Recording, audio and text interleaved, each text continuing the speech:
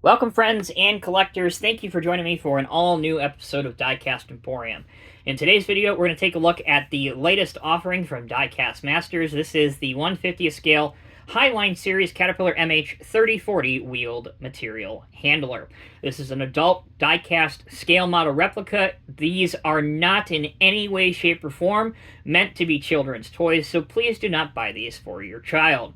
The item number 85958. If we take a look at the top of the tin, first thing you really notice when you get this model is just how lengthy the tin is. Cat MH3040 wheeled material handler, the item number again, but really the nicest aspect is the high quality photo. On the back of the tin, speaking of photos, we are greeted with 3 additional. This one over here, this one over here, and then last but not least, a picture of the machine parked up. If you are into the real machine's operational specifications and details, please feel free to pause the video at this time. Moving on. Once you pop the top, in the top layer of black foam rubber, you will find the optional operator figure, a plastic tweezers to help you insert said operator figure into cab, as well as a plastic mini pointer. This is really helpful for getting some of the opening panels to open, especially the door. We'll cover that in a minute. And last but not least, a single instructional sheet showing you how to place the operator correctly in the cab using the tweezers and the Diecast Masters Caterpillar catalog. Okay, let's begin by taking a look at some of the details and decals on the model. By measure of full disclosure, like I try to do on all of my reviews, this handrail came broken and severed off of the model. I had to glue it back together and then glue it back on top of the car body. Hopefully that will not happen to yours, but I think what causes that is the fact that the black foam rubber is so tight down on the top part of this model in its case that maybe that's something Diecast Masters can look at for future releases of this model to alleviate the damage that's occurred. All right, talking about details. We have the Cat Modern Hex logo, as well as MH3040 right here, a warning label decal here, Cat right here, very nice and crisp. We also have a alternating red and white chevron logo at the top of the boom. Moving down from the boom, we now go to another warning label. The black orange peel grapple has yellow warning labels on each section of the arms that open up. Moving on to this side. The details on the boom and stick, again, are exactly the same as they are on the right side of the model.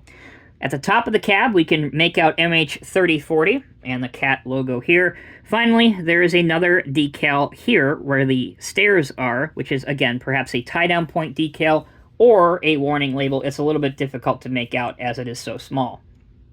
All right. Beginning with the working features of this model. This model has a lot of extras that you may not necessarily think would come with a material handling model, such as, with the help of the pointer, you can open the cab to insert the operator figure if you wish to do so, right here. Make sure you grab them and stick them in here. Now, it is a tight fit for him inside, so you got to make sure that he is seated in a realistic position. And if you can, make sure you angle his arms over the controls right there. So again, it looks like he is in a realistic work position. Speaking of the interior of the cab, we have obviously your heads-up display screen right here, multiple levers and gears, the operator's seat with Cat on the back of it. With our operator now in his position, we can move on to other working features. Let's take a look at the 3 opening panels. This side, the left-hand side of the model, you can open it up and see the detailed components inside there. Next, we'll move to the top and open the engine hatch, where you can see the Cat engine and other features inside. Finally, on the right side of the model, this is the last part that opens, and this one on mine is exceptionally a nice and tight fit. Here we go. Got it open. And in here, it's the most enjoyable to look at because you have different colored mechanical components and even a hose. So it's nice to see. We'll close those back up. Now, we need to get our material handler in a realistic display for a working position. So we will do that now by lowering the outrigger pads There are 4 on this model, 2 in the front, as you can see here, and then 2 additional in the back. Make sure these are lowered and down all the way. There you go, so that we can lift our arm back up. While we're at it with the wheels free, you can see that the front axle does feature working steering, although the range is a bit restrictive just because of the design of the machine. But in terms of displaying it with a steering angle applied, you can absolutely do that, no problem at all. Now, back to the cab. We got to get our operator a better field of view. This is a large machine that often does a lot of high reach applications. So let's raise up the cab. As you can see, it goes up to a pretty decent angle, almost halfway up the boom, as a matter of fact. Here's something that I wish would have been implemented as well on the real machine. The cab goes all the way down to here and then to the ground. So it's a bit disappointed that the ability for the cab to swivel and go to the ground was not implemented in this model. That being said, though, I mentioned the tires when we were talking about steering. You can move them as they are rubber. Again, only the front axle is steered. The rear axle is fixed in position, just like the real machine. Okay, back to the boom and the stick and grapple functionality. Let's go up to as high as it can go. That is as high back as it can go, which again is excellent. It's so good that it is nearly off your screen. Onto the stick functionality. This leaves a lot to be desired because, as you can see, there's a lot of cylinders that are still exposed and not in the cylinder jacket. This should fully retract close for a transport mode on a lowboy, and unfortunately it doesn't do that on this model. Back over to here, you have the opening panels, opening orange grapples, I should say, and you can rotate it. Now, another thing that I would have liked to have seen on here, which is very disappointing to be honest with you, is all previous cat material handlers that have been released by Norscot, Diecast Masters, and Tonkin over the years came with a second attachment. In most cases, it is a magnet for, obviously, handling metal objects and such in a scrapyard.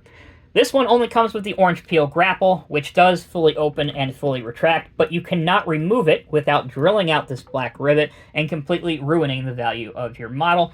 And again, why that extra attachment and the ability to remove this was not engineered is beyond me, especially with what this model costs. So, I showed you that it will go down to here. So this is about the only realistic parked up mode that you can achieve at the end of a long shift. Once again, due to the fact that the stick does not fully retract inwards towards the boom, which again is something I would have liked to have seen. So there you go, collectors. That brings this model review of the 1/50th scale Diecast Masters Caterpillar MH for material handler 3040. It's a solidly executed model. There are a few things and improvements that I would have liked to have seen personally, because I hold Diecast Masters to an extremely high standard, as I want to continue to see them get better and better and better. Why these extra parts were not implemented, I'm sure it has something to do with cost savings with the tooling. This is already a very expensive model to tool.